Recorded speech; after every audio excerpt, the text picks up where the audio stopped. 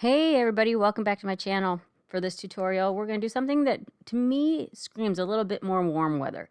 I did this Mediterranean tile cake with lemons, um, and I did a white on white stencil. Now this tile technique is again done with my no wafer paper, no rice paper, edible ink transfer method. So let's get right to it. We're going to go ahead and get our cake filled and stacked and ready to be decorated. And I filled this cake with just American buttercream. And I used a thickened dam. Now you can fill your cakes with whatever fillings you want. But since this was for tutorial purposes only, not for an order, not to be necessarily eaten by anybody, I didn't do any special fillings. But you could do, I think, like a lemon curd would be really good. Like blueberry lemon cake with a lemon curd. Something like that would be delicious. But for these purposes, I'm not going to waste the time or the money on fancy fillings for really no reason. But you could do any number of flavor combinations that you want. And this one was let me think. Was it a 5-inch and a 7-inch, I believe? 5-inch cake on the top, 7-inch on the bottom. And I am filling them all the same way, and they're all the same flavor. I'm doing the crumb coat. I like to do my crumb coat most of the time after I've let the cake chill in the refrigerator or freezer for a bit. Refrigerator for about 20 minutes, your freezer for about 10 minutes after you have filled it. That keeps it from sliding around while you're doing your crumb coat. So I would highly recommend doing that. And also your buttercream for your crumb coat does not have to be a thick consistency buttercream. You can go with a little thinner consistency because it's not for, how do I put it? It's basically just to lock the crumbs in. So when you do your final coat, which you'll need it to be a little thicker, your crumbs aren't going to be seen through the buttercream. They're not going to spread around because they're already locked into that base coat of your crumb coat. Now we're doing the same thing with both tiers. And I do like my crumb coat to be a little bit cleaner, I would say, instead of doing a sloppier crumb coat. Sometimes I do because of time constraints, but I find that it's better if your crumb coat is nice and crisp and your final coat goes on a lot easier. So now the cakes are in the refrigerator chilling and firming up real nicely for me. And in the meantime, we're going to go ahead and do our image transfer. Now, this is just fondant, just white fondant. And I did this on a video previously, 2 weeks ago, and I'll link that video. I'll try to remember to link that in the video description if you want to see me do this with a totally different style cake. This one is like a white on white lighter colors. The other one was white fondant with a dark, moody image. So what you do is you find an image online, a royalty-free, free printable image, and you use your either acetate sheet. You can also use the plastic that comes with your edible sheets that they're backed on, attached to. That works just fine also, and I think that's actually what I used on this because it's exact right size to fit into your edible printer. So use edible printer and use edible ink for this. Look at that. It's so cool. I love this because it's in reverse from the image that you find online, but that's fine.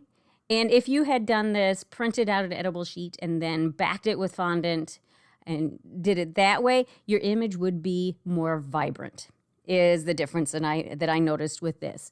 The image online was more vibrant, but when I did the transfer method, it was a little bit more subtle, but that's fine because to me that makes it look a little bit more aged, and I was fine with that. And you just place it onto your fondant, your freshly pre-rolled fondant, and just use your fondant smoother just to make sure that you've got the impression touching on the entire piece. You might get some spots that are a little bit more deep in colors, like you can see a few of them there. But that's fine. Like I said, it's aged look, so to me, that's fine. And this dries so fast, guys. Within minutes, you can touch it. And it's not going to wear off on your hand. It's not going to transfer onto your hand. Love this technique. Now I'm just cutting off the excess. I have measured the height and circumference of the cake. I knew how tall I wanted this to be. Now my final look, you could make this piece taller than the actual cake on the bottom. But I decided to kind of go with the height of the cake or a little shorter because I wanted to do that ripped edge. And that was fine. And then I'm just cutting some random, just squares, some singular tiles for more of an abstract look for the top, to tie the top into the bottom. And where you have pieces that are a half a piece, like this one, this pattern, I had some pieces that were half a piece, but I just took those pieces and stuck them together, like on the bottom there. And you can use them together that way. Now we're gonna go on to our top tier. It is nice and chilled, and stencil this pretty Baroque style plastic stencil on the top. Now you want your buttercream to be about peanut butter consistency when you are doing a stencil. And I like to put it on a very chilled cake, remove your excess, and then peel your stencil off right away.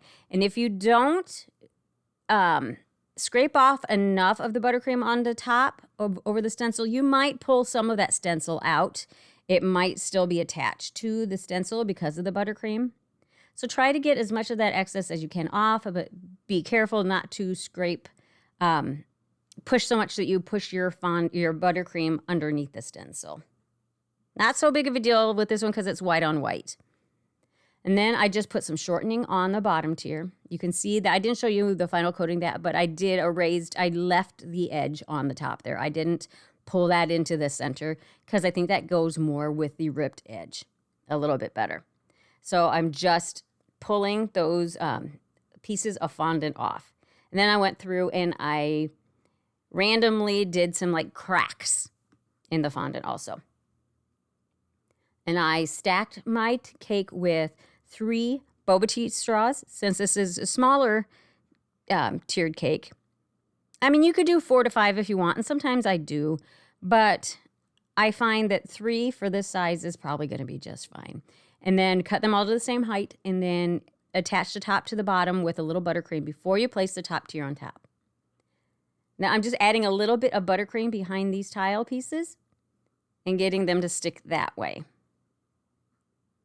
Some of them I left a little raised up also, and some of them I end up kind of stacking on top of each other a little bit, like this one right here.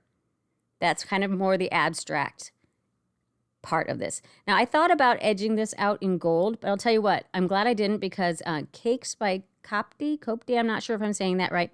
We have very similar tastes, and she just posted the other day, the day after I filmed this, she did the exact same kind of design. Not exact, but very similar kind of design. The difference is that she did edge it out with gold. And I do so much gold this time that I had decided to go ahead and forego the gold. And I'm glad I did. And these lemons are artificial. They're plastic lemons. You can use fresh if you want. In fact, I think she did. But for my videos, I just use what I have on hand. And I have these lemons. So I just went ahead and used them. No point in wasting money on something that that I'm not going to eat, or that nobody's going to eat. And then I had these white flowers, because the flowers with lemon trees, I think, are just those little white flowers. So I added those in too. Now, if you're going to do this for a cake to be eaten by people, or dogs, whatever, people, I would probably put a straw in the cake and then put your lemon branches into that for food safety reasons. And here's our final design. I really like this. I'm really looking forward to some warmer weather, as I'm sure most of you are also.